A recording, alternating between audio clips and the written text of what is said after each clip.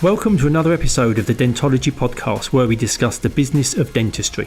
In this podcast series, we'll be discussing all the non-clinical aspects of dentistry, from goodwill values, finance, marketing, how to buy and sell a dental practice, mindset, through to where you can invest your money in team management issues. My name is Andy Acton, and I'm joined by my co-host, Chris Strevens. Let's jump straight into it. So, what a cracking conversation with Nicki Rowland. Brilliant. I tell you what, known about her for ages. It was great to talk to her, but also her backstory for how she knows and has got into dentistry and why she's credible. Yeah. Fascinating for people, I think. And I think that when people understand kind of the stages that she's been through to enable her to have that kind of real confidence and experience to support practice owners, but also all the resources that she talked about that were available as well. Huge. Yeah. And I think people don't, we didn't know they were there, let's be honest. You know, there's a lot of information that they give away for free to help. You know, that thing about, you know, you're going to try and have an awkward conversation with a team member. There's a coaching video. Yeah. That's got to be a great one for people to look at. Yeah, she embodies all that's good in dentistry. I always see it as a very collaborative, supportive community. And Nicki, that really came across strongly. Yeah, and you got to see her hair. Absolutely. Yeah, no, it was lovely. Really good. So welcome to our latest episode of Dentology, the Business of Dentistry podcast. And today we are absolutely delighted and privileged to have Nicki Rowland joining us. And Nicki is an ex-practice owner already. She's already set up and sold a practice, could you believe? She's the co-founder of the Exceptional Leadership Academy and a positive force in dentistry. Welcome, Nicki. How are you doing? Oh, that's a lovely introduction. Thank you so much. Yeah, and thank you for inviting me, guys. It's a pleasure to be here. That's good. No, not at all. It's nice to have you here. And I think from what I've read of you so far, it sounds like we're going to have a great conversation. I think so, yeah. Learn. I think it'll be wide and varied. I think. Yeah.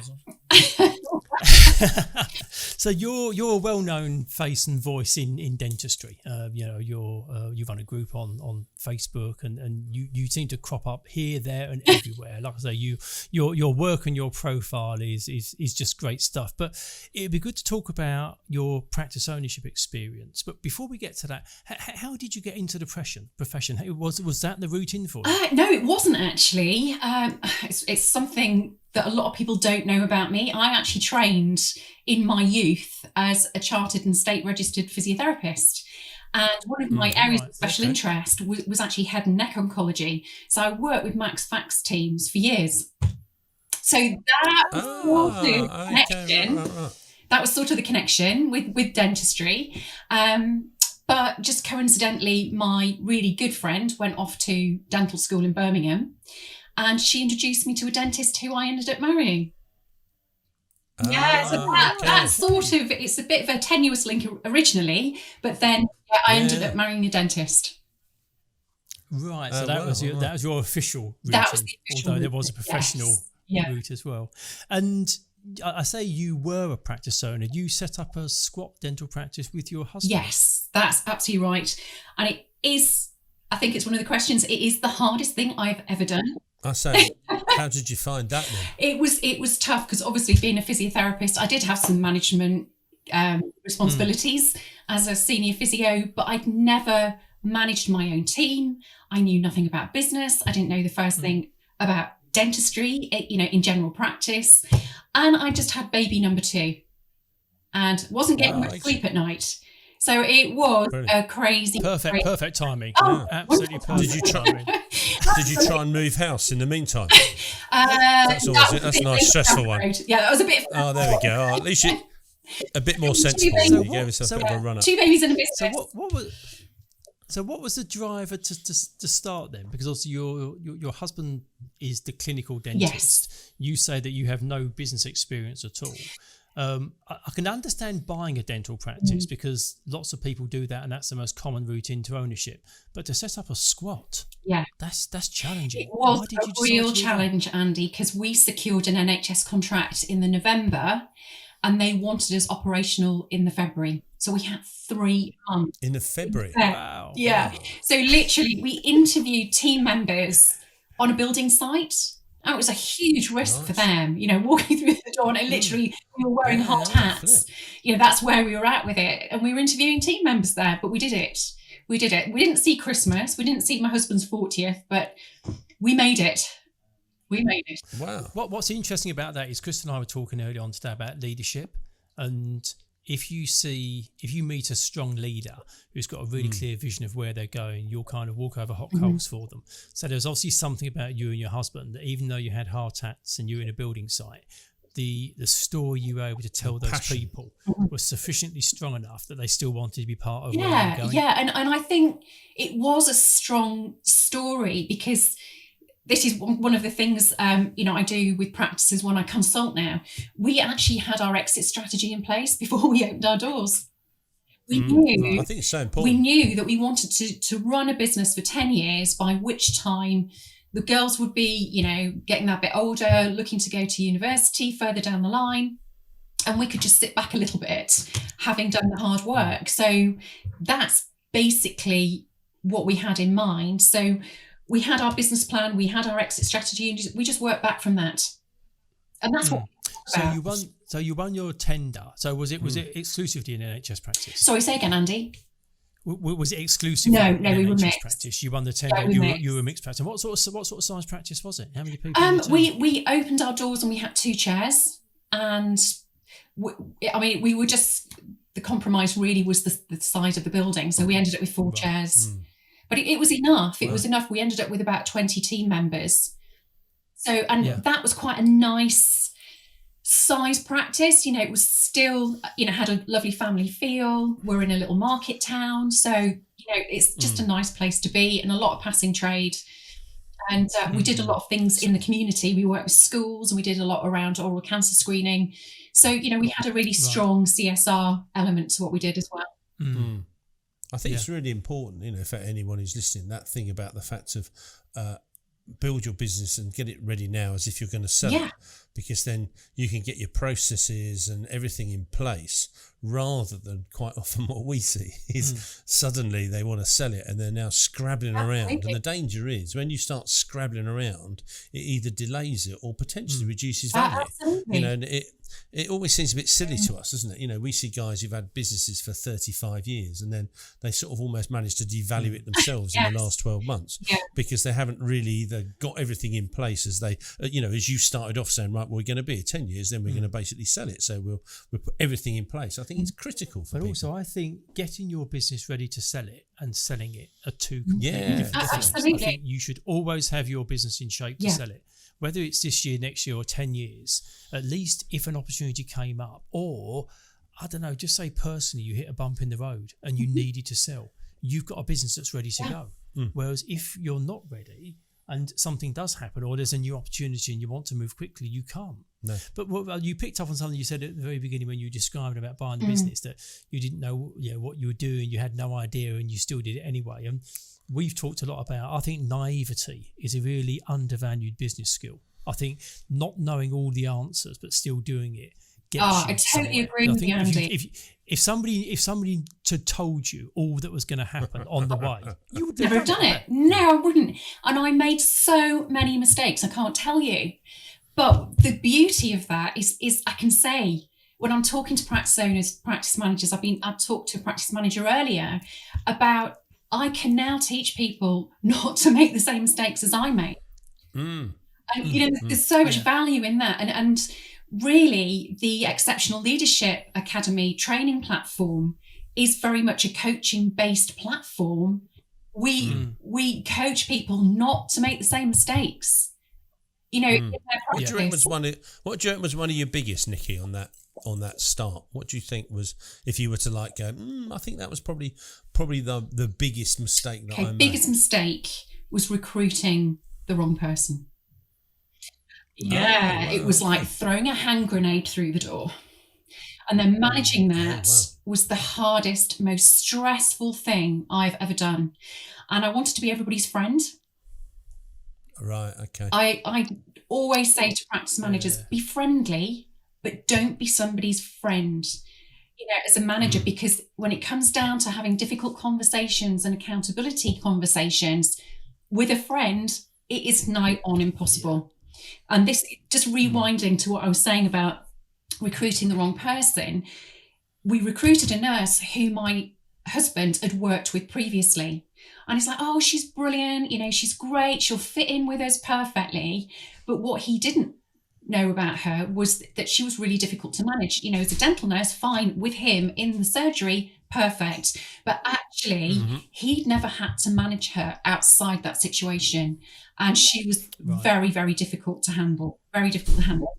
I mean, there was one afternoon, this is the conversation I had earlier with a practice manager who's wanting some coaching.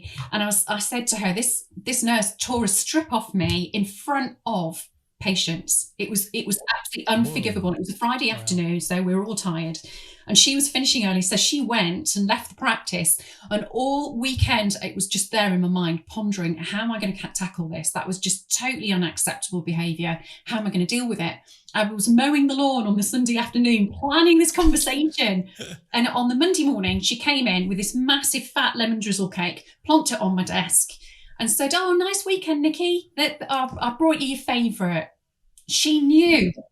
And she just knew that, which buttons to press.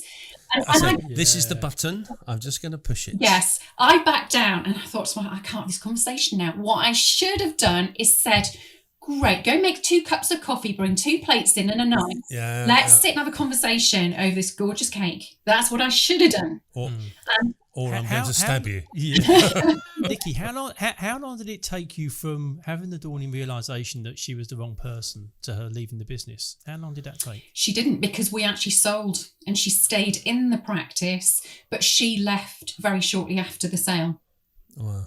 Right. I think it's a fascinating one, isn't it? For yet again, people, that you've got someone who on one face is a brilliant nurse, who your husband, she's great, no problems, she's going to be great. And then the other side of actually trying to manage her and integrate them into a team is like, what's this person? It's like a Jekyll and Hyde type person.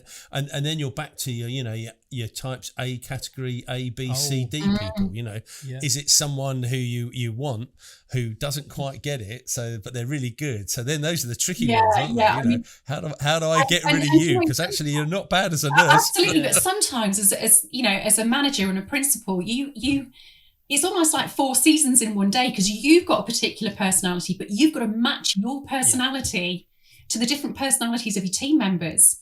And some days when you've got somebody who behaves irrationally and just do random things that you don't expect, it's sometimes there's a mismatch, and you just don't know how to deal with those people. So that is one of the things that we coach practice managers and principals to handle, is having that difficult conversation and plan it out so you're prepared, and you almost like that exit strategy. When you leave that meeting room, you've got the outcome that you desire, not what they wanted. And how did it work from a kind of a wide life point of view? Because obviously were there kind of demarcation lines that when you got home you didn't just constantly talk about the practice? Because often working with your spouse can be challenging, can't it really can. And we did our very best to say, look, at 9 o'clock at night, that is it, we draw a line. Not always easy, because sometimes you go home, 2 little ones at home, you're cooking tea, you're doing bath time, bedtime stories, all of that. One of them might be unsettled, so it pushes things on, and then you get into bed and you go, oh, can I just tell you this before I forget? Because I'll forget if I don't tell you now. So it was. It's a really good time to have a conversation, isn't it? When you're tired, after a long day, it's always going to work really well. Outcome's going to be great. It was difficult, but. And those kind of conversations, as you say, Chris, you wake up in the morning and you haven't really retained much of the information. So I actually started texting my husband with things that I needed to tell him. Firstly, so I didn't forget to tell him, but secondly, so I didn't forget what I'd said. So it was there. Crazy. It's almost like an audit. This is what I said. Good. I can remember that. Yeah. And did you say it was 10 years you had the practice? Yeah, we opened our doors at the beginning of, it was less than 10 years. Our plan was 10 years. We opened our doors February 2006, and we sold in April, May 2015. Oh, so you virtually went to plan. It virtually went to plan, but we sort of exceeded our expectations. But so you delivered your plan a bit quicker than you thought. Yeah, and I think I always said to, when we opened our doors, I need to know what you want to achieve, Gary, because I can't drive this business forward unless I know, how you want to show up in the community, how you want to show up as a dentist, what your specialties are going to be, what your driving forces are. So I needed to understand from him as a manager what his aspirations were. So I could then... I was just thinking that's a tricky one, isn't it? Because one, most dentists would have no idea when you ask them that question, and not only have you got no idea from a dentist, it happens to be your husband as well. Yeah. So I mean, that's quite an interesting one. Did you have to really help him on his journey of understanding what you were asking? Yes, and literally sort of paint a picture for him. We've got a celebrity dentist who doesn't live too far away from us, and I said, is that how you want to show up in the world? Do you want to be visible as a dentist? Do you want to be a thought leader? Do you want to be this? Do you want to be that? Because I can't direct this business without really knowing how you want to position yourself. So we had short-term, medium-term, longer-term plans. And, we became an award-winning practice very, very quickly. Yeah. Because we had vision.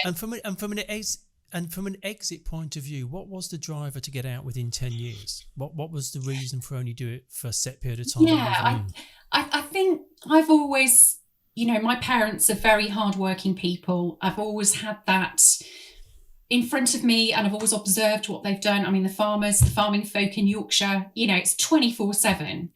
And I've always thought, I'm a hard worker as well. And I don't shy away from hard work, but I don't want to be doing that forever. And I'm prepared to sacrifice some time with my little ones now to then have valuable time later on with them. And that's exactly what I've got. My youngest is nearly 18 and my eldest is 20. And I can now afford to do lovely things. My eldest one lives in Manchester and works in Manchester. And I'm going over to see her for a weekend. I'm going to stay in a snazzy hotel, because I can treat her now. And it's things like that, that I always wanted to be able to really go and have some fun times with my girls and not just be, no to the grindstone into my 50s. So... Yeah, I admire you that you're very structured in terms of your thinking and why you're doing the things you're doing. You've got a reason why we want to do this for a period of time, and that's then going to give us that springboard for the next stage. Can I just ask, is there also then in there, Nicki, a little bit of a bonkers, let your hair down? You're not just like a completely structured individual. I sort of somehow, I don't know you very well, but we had a little conversation before we came on. I'm gaining your personality. I sort of feel there is a Nicki that goes, absolutely, I do. I tell you, yesterday I was in Laser Quest at Scape near Wakefield, shooting 6 and 7 year olds. Just to put you in the picture, I'm now divorced and I have got a lovely partner who's got a 9-year-old daughter who is absolutely bonkers on Laser Quest. So we spent all afternoon in Laser Quest. It was great fun. Excellent. Brilliant. Excellent. Good. I like to see that. Were you really structured at how you planned it? No. They were. They're like, as a team, we're going to do this. Yeah. Did you get them all together in a huddle? We were the blue team, and they were like, we've got to be a team. But no, I sort of branched off and went and did my own thing and found the base. You were independent. Yeah. No, I'm not. When it comes to business, I'm very structured. That's what I help other businesses achieve now. I think going back to what we were saying, it's about doing your due diligence as you're going along. So at any point in time, bang, you can sell. And, that even comes down to the compliance as well, because there's so many practices that think, right, I'm going to sell. On face value, they've got an amazing business, but when you look at the foundations, they're very, very shaky. And I don't know where that bit of paper is. So I find myself doing a lot of compliance just to, because that's one of the strings to my bow. Is I'm a compliance consultant as well as business and leadership and all the other things. But I think that's because I've had all of that. I've got that quiver of experience having done it myself. I was going to say, having been through setting up a squat taking care of the business side of the practice and exiting. And exiting, I think, is so important. I was going to say, you've got the full suite. And I guess that's what led you to co-found the Exceptional Leadership Academy. And I love this ethos of purpose over profit. And from talking to you, you're very clear about what your purpose is. You're very structured in your thinking.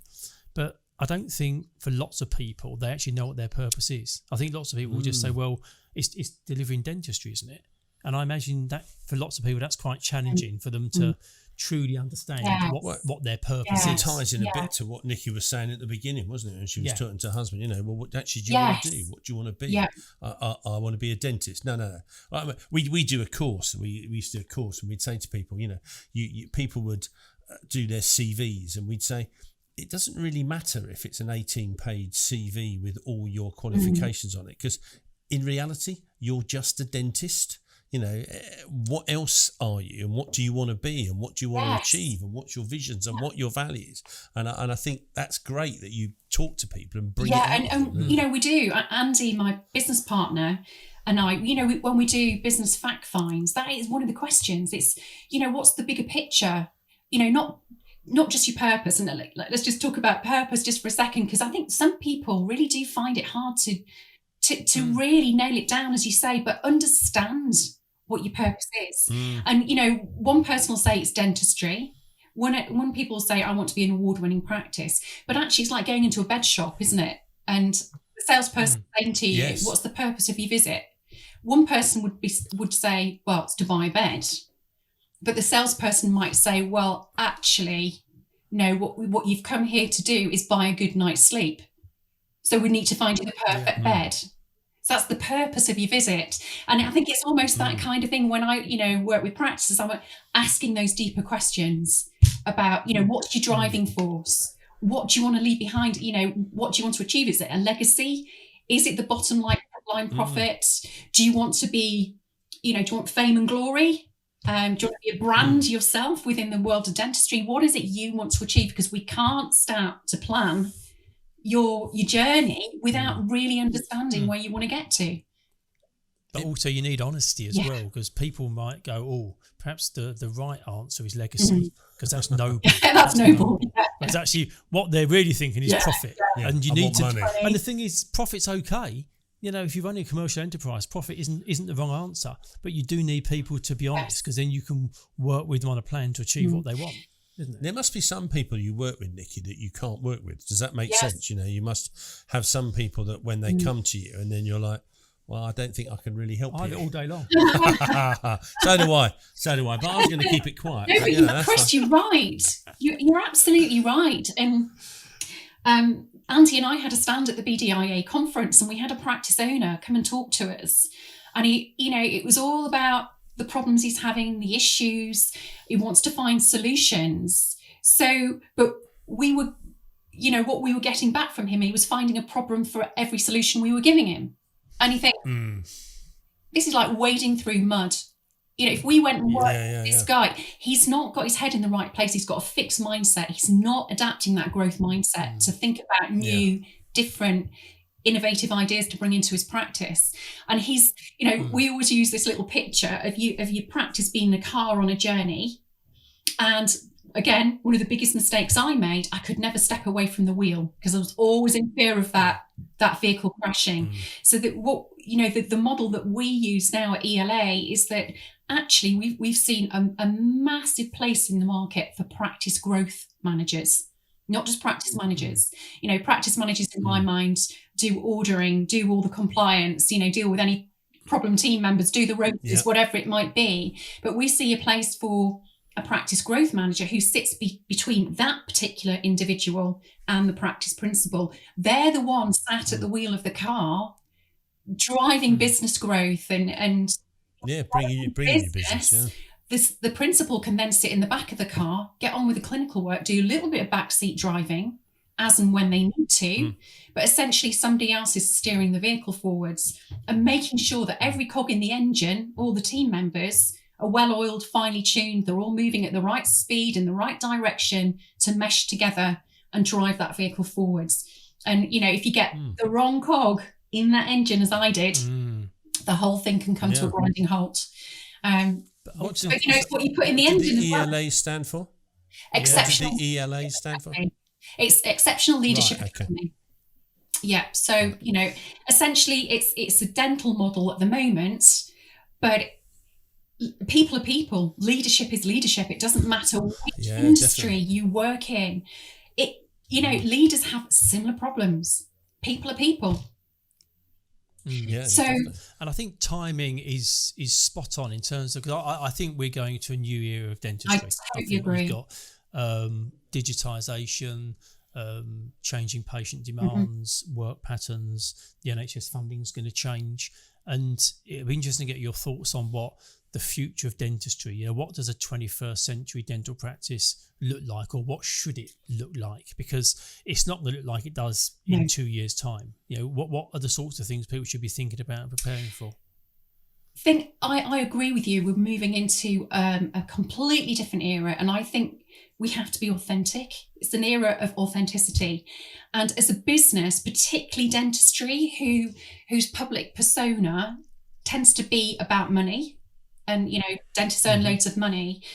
I think the model that we need to be adapting is a bit of an educational piece as well, because as we know internally, because we work in the business, we've got NHS dentists bailing out by the bucket load day after day after day. Dental nurses are going to work in Tesco because they can earn more, but the public don't see that. And unless we educate them and we adapt that in our practices, so, practices are educating the public, that view of what's changing won't the public won't understand what's going on. So, for Andy and I at ELA, one of the things in our business model is to have a really strong corporate social responsibility element within that model.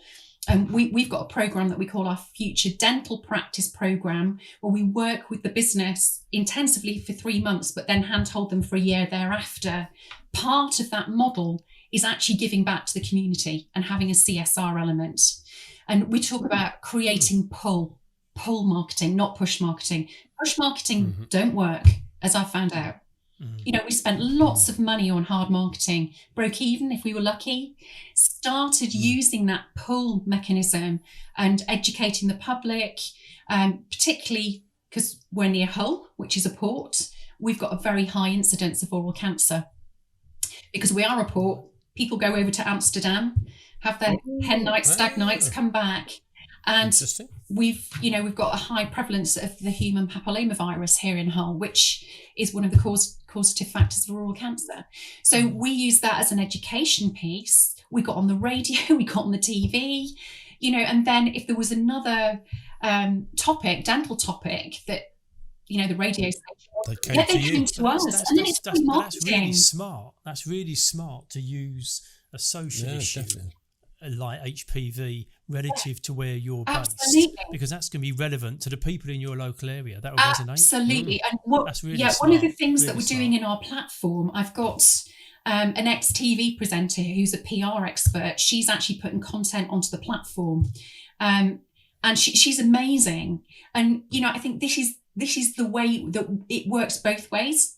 The practice can educate the public in whatever way they choose to, but it then creates the pull back to the practice as well. And you're building that rapport. People start to trust you. They see you as a likable entity, not just a machine that's churning out dentistry. For me, that is the way that you can demonstrate your authenticity. And you look at any successful dental practice, that's the kind of model that they're adapting and adopting in their businesses. And that's what we're encouraging people to do, and we can help consult with them to achieve that. And I think it's about that emotional patient journey and all the language around that. And if you get a practice growth manager in place, I assume ongoing, you don't need to be a life support system for these practices. The idea is that they then basically deliver their own plan because they've got the skills and the confidence to do it internally. Absolutely. So we've got a 3-tiered model. The platform, so the Exceptional Leadership Academy, that practice growth plan that I developed in our practice, and we doubled turnover in 3 years using this model. It's all built into the platform. So that's your do-it-yourself toolkit. You can do it yourself, but we make no money out of that at all. That's our giving back mechanism. I mean, it's $14.99 a month. It's nothing, but the amount of courses and content that Andy and I put in there, it's huge. But then if people think, actually, that's exactly what I want to achieve, but I don't quite know how to do it myself, I'm following all the, the methodology. Implementation's always the thing, isn't it? Isn't it like, that I was going to say, life's always about implementation, isn't it? You know, we can read all the books we want, we can read all the recipes we want, but if we do bugger all with it, exactly. if you never make the cake, and I think that's it's the actually problem, doing isn't things it? with it. That's the problem. It's finding time to use the toolkit when you're already so busy. Well, when you think, when we sort of say to people, you've got to be a husband, a wife, a partner, a finance director, a HR director, a sales director, a marketing director, a managing director, a clinical director, a compliance director. Oh, and you've got to be a dentist. But actually, being a dentist is 90% probably of your day. Yes. So then you've got to squeeze all these other bits around. And then it's unless you actually get it sorted. Yeah. So that once you get it growth sorted, manager is just key to that model, because you can then get on and do the dentistry and do what you're trained to do. I think the thing I think what we've said to loads, it's very fascinating, isn't it? Because we've said to loads of people, you sometimes just have to take a hit of the profit to employ someone to do something, like your development manager, because they will pay back and elevate your practice, because you just can't do it. Because one, you either haven't got the time, or two, you haven't got the skill set. Yeah. Well, we're 5 months into a 12-month program, actually with a practice near York, which is fairly local for us. I mean, because we travel all over the UK, and that we're 5 months in, and they've already doubled their private income. So, you can start the process, start making the money, then you've then got a little bit of equity there to train or recruit your business, your practice growth manager. We develop those people, and we can actually find the right person, because we've also got recruitment on to what we do. Oh, I was going to say, you do the search We do the search and find. We do the training. So, I mean, obviously the practice is involved in the recruitment and choosing the right person. But we actually train that individual, and we handhold them in the business for the first year. So they understand really good. the business plan. They understand what the principal wants to achieve. And, we do it together. We do it together. Yeah. And they can argue against the principal when he changes his mind. Or does it, no, I'm not really too sure. No, this is what we've agreed. This is the plan. Yeah. This is what I signed up to. We agreed in the first month. You strike me as you're doing the right job, aren't you? You're so enthusiastic and committed to the way you talk about it. When someone's passionate about something, it's infectious, isn't it? Yeah, definitely. Because genuinely, you take joy in transforming these practices and seeing them move on from where they were. Yeah, it's like a dentist transforming somebody's smile, isn't it? I mean, satisfaction that I see dentists getting from changing somebody's life, essentially, and that's what it can come down to. In some cases, and that's what we can help practices achieve. Really change things around. So, from sitting at the wheel of that car constantly, you can take some time back. A Friday off, and in the holidays, and go and have some time with the children, or pick them up from school. Or you don't have to be there in the business every minute of the day. And you define what that success is, don't you? That's the key thing. You take your ownership for what you want. Turning the camera away from the practices and putting it back onto you, what does success look like for you? You talked a lot about the success of the dental practices, but what success look like for you? I think I've got it. For me, getting out of bed every morning and thinking, what's the day ahead going to hold? I never know, because it's always different. Every day is different. But if I can help one person every day achieve something, then that's success to me. Yeah. It's job satisfaction, isn't it? And absolutely. Enjoy what you're doing. And I'm more than happy just to pick up the phone and talk to a practice manager like I did this morning. I was talking to one yesterday on a Sunday, but if it really helps them get off the blocks on a Monday morning and actually deal with an issue that they've been. I mean, this one poor practice manager says, I've been in tears all weekend. I'm like, well, if I can help you deal with this problem tomorrow morning, you don't have a sleepless night tonight, then Makes a Well, I was difference. thinking about your lawnmower story. You know, you've experienced that. Oh my haven't you? God. You know, you worried about it and worried about it. It sits in your brain until Sunday afternoon, and then in reality, if you can bring it to someone that they can ring you on Friday afternoon when it's happened, and you can say, "Yeah, it's cool." Yeah. You know, chill out over the weekend. I think that's You know, brilliant. and for anybody who's listening, we've got a very active Facebook group called Leadership in Dentistry. It's a help group, and we've got heaps and heaps of experts in there. So if Andy and I can't help you, we've got people we can tag who are very, very happy to help, whether it's GDPR, which is infection control, compliance, you name it, it's all in there. I'm a member of that group, Nicki, and it is. It's a great thank group. you. There's lots of groups on Facebook that they tend to attract whingers. It's not a whingers group. It's the help group. You know the sort. It is. It's good. But if you could send us the link, we'll put the URL in the episode notes so people can link directly through to that. That would be amazing. Thank you. And if anybody's interested, and this isn't a plug, it's because it's it's free. It's all free on there. I'm going to have to join. Unless I'm already a member. Yeah, I think one of the things I love doing as well is podcasts. So I'm on the other end. I'm at the receiving end today. I'm normally doing it the other way around. So I've got to get you guys nailed down for an interview. Get you in the group. No, we'd love to. But I interviewed John Milne at the CQC a couple of weeks ago. John is fantastic. And he gave me such an honest, candid interview about what's happening at the CQC, what to anticipate into 2023. It's brilliant. So, we put those kind of interviews into the group just to try and keep people informed. So they don't have to worry. Yeah. No, good. Chris, earlier on, Chris asked about, is there a less structured, more wild side to Nicki? Because it sounded like your life was all in neat boxes and organised. There was a story about you canoeing down the Zambezi. Oh my gosh, yeah. Which struck me as being a fairly rascal thing. Oh gosh, this is many years ago, but I would do it again. I'd do it tomorrow. It was the most amazing experience. My ex-husband and I decided that we were going to do a world tour before we settled down and had babies, which is what we did. So we planned our route, where we were going to go. All Gary wanted to do was go to Vegas. I'm like, a world tour. There's a little bit of a difference. I want to just do that, canoeing in Zambezi. Use Safari Vegas, can it? I bet you're going to fall in the river. We ended up doing both. We both got up. We factored both of them in. Oh, but my gosh, 3 days camping on the banks and the little islands along the Zambezi. Mind-blowing. Wow. Absolutely mind-blowing. Brilliant. And, sometimes there's only like a sheet of canvas between you and a lion or a hippo. Or it is the most terrifying thing I've ever done, but the most amazing thing I've ever done. And we'd be getting up at like 4 a.m. to canoe before it got hot. And then we'd stop and have breakfast about 9 o'clock as it was starting to get warmer. Yeah. And then it was just brilliant. But the sun literally dropped out of the sky about 5:30 in the evening. Oh, Africa is bonkers, isn't it? It's like there's no twilight. In 5 minutes. There's no twilight. It's going, it's dark, it's gone. You've got that snippet of time to get your tent up.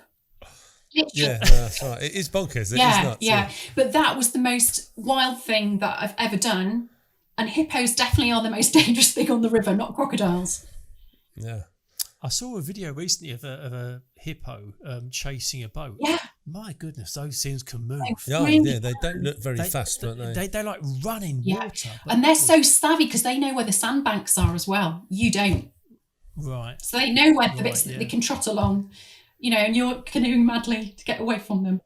It's that thing, isn't it, about, understanding your own territory, isn't it? If you're on your home ground, you feel way more comfortable than when you're not. That'd have been brilliant. That'd be fantastic. Oh yeah, no, it's a great story. It's a great story. We could talk all day. I think there's so many dimensions. Just get a glass of wine out. Yeah, exactly.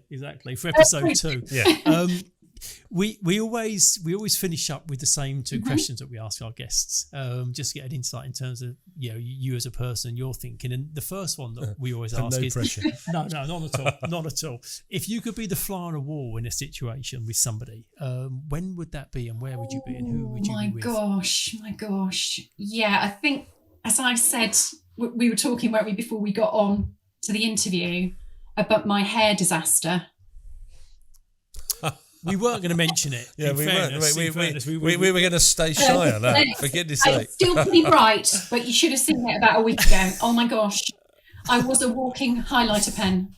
I went to the hairdressers and saw a different hairdresser this time, and she completely wrecked it. I've been having a nice sort of rose gold, that kind of pinky rose gold colour in my hair. And it's subtle, nice subtle colour. And now she did it and wrecked it. So about a week later, I rang up and said, please sort me out. It feels like straw.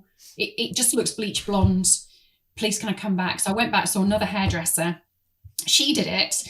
And after a wash or two, it was back to the bleach blonde. So she said, right, what you need is this colour reviving shampoo. It's brilliant, absolutely brilliant. So she sent me to the right link, and I bought this shampoo, went to the gym, was in the shower, applying this shampoo, no mirrors or anything. I'm like, God, my hands are pretty pink. Right, okay. Oh, it's washing off. It's all right. I don't have to worry too much.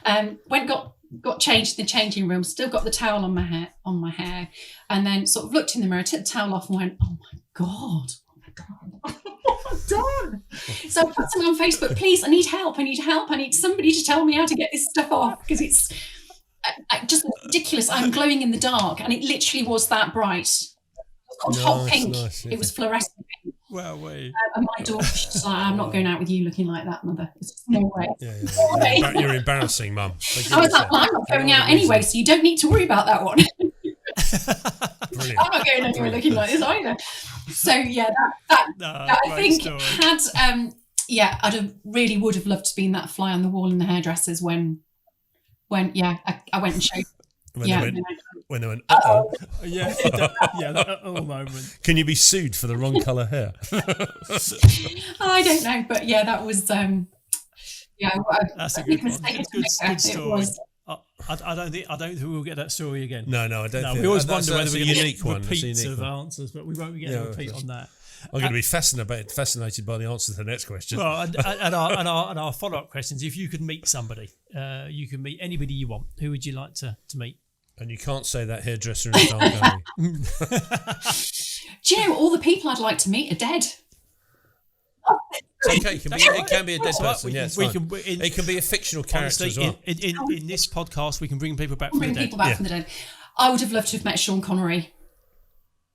Oh. Ah, okay. And why? Just don't know. I think he was a fascinating character. Interviews he gave, I always thought he was a really genuine person. Just love his accent, his approach to life. And I was an avid James Bond fan, as in my younger days, and thought he was absolutely gorgeous as well. So, but he was pretty good as he got older, though, wasn't he? Really? He aged well. He was like a good wine. He did. He really matured, and pure vintage, absolutely. So I would have liked to meet him, but oh gosh, people like Elon Musk, those kind of people who have got complete clarity and vision about what they want to achieve in life. We only get one chance. It's not a dress rehearsal, and I think if we could all live our lives by that philosophy, we wouldn't go far wrong, would we? Stop the moaning and the groaning. Absolutely. There's too many BMWs in life who bitch, moan and whinge. Yes. If we could eradicate a few of those, or a lot of those, I think we'd be in a far better place. No, absolutely. What we should try and do now is, if we could, do a fade out on the edit with that Eminem song, which is "You got one chance to do." As it fades out. Thank you very much, Nicki. And probably not, guys, listening to the edit on this, but no, that was lovely, Nicki. That was brilliant. I've really enjoyed it. Thank you. I've really enjoyed it. And like I say, I think the time's fine, which is always a good sign. Yeah, brilliant. So really appreciate it. We'll get this put together. But if you could let us have that link, we will stick that in the notes, because, like you say, I think that Facebook group is fabulous, and if we can get some more people in there, then more content can get shared. And I'll ping a link to it, the platform as well, because honestly, there's so much value in there for practice owners and practice managers. Well, anybody who's even a head nurse. There's just coaching videos in there about how to have difficult conversations, how to remain resilient. Just so much stuff just to try and help build people back up again.